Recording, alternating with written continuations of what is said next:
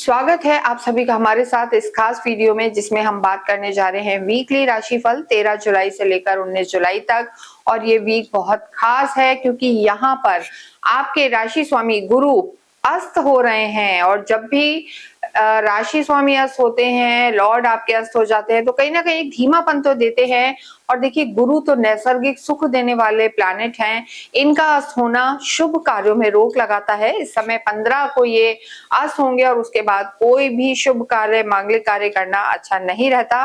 तो आपको भी इस चीज का ध्यान रखना है। साथ ही साथ सूर्य संक्रांति भी इस वीक में रहेगी। सूर्य अभी मिथुन में चल रहे हैं। 16 जुलाई की शाम को लगभग लेट इवनिंग सूर्य आपके त्रिकोण में प्रवेश कर जाएंगे। गुरु के साथ चंद्रमा के घर में त्रिकोण में सूर्य का होना देखिए अच्छा है, शुभ है, आपके आय को बढ़ाने वाला है, क्योंकि यहाँ से सूर्य सीधे दृष्टि देंगे आपके लाभ भाव पर। हालांकि वो शनि का घर है, लेकिन यहाँ पर सूर्य आपके मान सम्मान को बढ़ाएंगे। लंबे समय से कोई अटका हुआ काम है उसे बढ़ाएंगे और इनकम के रिसोर्सेज आपके नए नए यहाँ पर बढ़ने वाले हैं। कार्य में एक्सपेंशन होगा। और अगर आप जॉब में भी हैं तो हो सकता है यहाँ पर कोई इंक्रीमेंट वगैरह भी आपको मिल सकता है।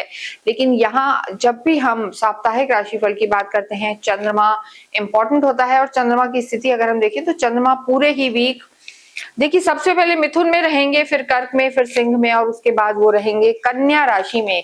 तो ऐसी स्थिति में जब ये वीक स्टार्ट हो रहा है तो जो चंद्रमा है आपके चतुर्थ भाव में रहेंगे।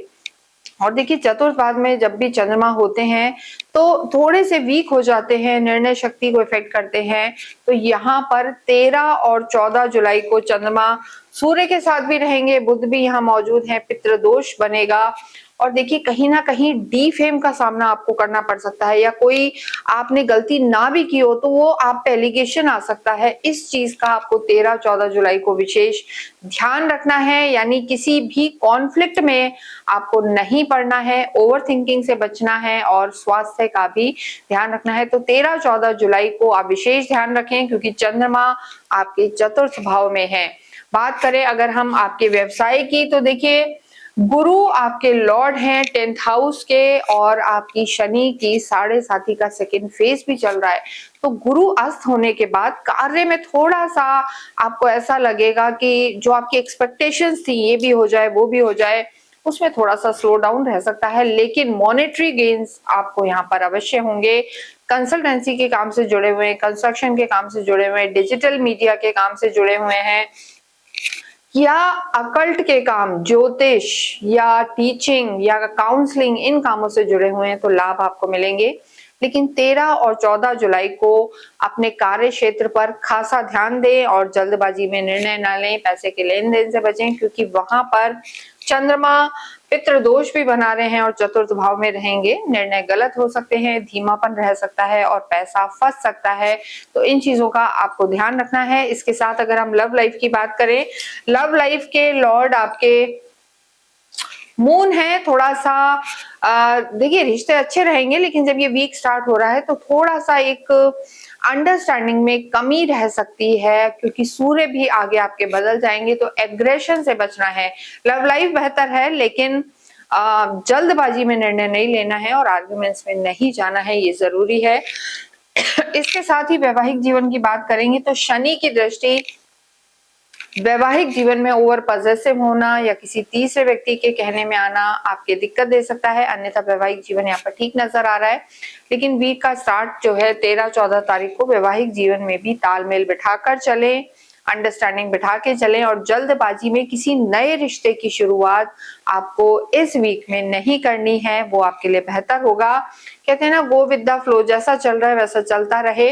और देखिए, यहाँ पर अगर हम बात करें स्पेशली फैमिली प्लानिंग के लिए, तो समय बहुत ज्यादा अच्छा नहीं कहेंगे। सूर्य आपके पंचम में प्रवेश करेंगे, एग्रेशन देते हैं, मिसकैरेज और इस तरीके की चीजें, कॉम्प्लिकेशंस कहीं ना कहीं सामना आपको करना पड़ सकता है। तो स्वास्थ्य का भी स्पेशली फीमेल्स को, जो मीन राशि की हैं, उन्हें ध्यान रखने की जरूरत है। यहाँ पर एजुकेशन की जब हम बात करते हैं तो देखिए, गुरु का यहाँ होना आपको ज्ञानी बनाता है, विद्या की तरफ फोकस बताता है। और जब सूर्य भी यहाँ आ जाएंगे तो सरकारी क्षेत्रों से जुड़े हुए कोई आपके एग्जाम हैं, आप दे रहे हैं, वहां आपको सफलता मिल सकती है, लेकिन स्टार्टिंग ऑफ द वीक थोड़ा सा मन यहाँ पर आपका भटका रहेगा, तो फोकस्ड रहें, वो आपके लिए ज्यादा जरूरी है।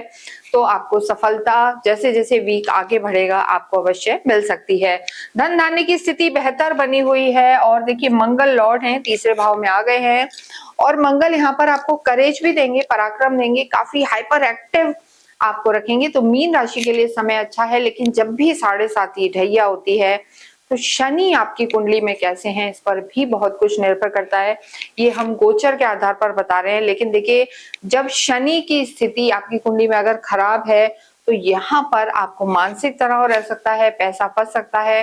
लेकिन शनि की स्थिति अगर अच्छी बनी हुई है तो ये पूरा वीक आपको सफलता दिलाने वाला होगा, और विशेषकर कंस्ट्रक्शन के काम, रियल एस्टेट के काम, मेटल के काम में आपको सफलता मिल सकती है। और 16 तारीख को जब सूर्य आपके पंचम में प्रवेश करेंगे यानी कर्क राशि में आएंगे, तो आपके ऑरा को, मान सम्मान को, कॉन्फिडेंस को और इनकम को बढ़ाने वाले होंगे। तो पूरा ही वीक यहाँ पर ये अच्छा नजर आ रहा है, भाग्य का आपको साथ मिलेगा, क्योंकि मंगल की स्थिति यहाँ पर बेहतर है। मंगल स्वयं अपने घर को देख रहे हैं, यानी भाग्य आपके लिए सपोर्टिव रहेगा। लेकिन देखिए थोड़ा सा स्लो डाउन शनि और गुरु के कारण आप महसूस कर सकते हैं।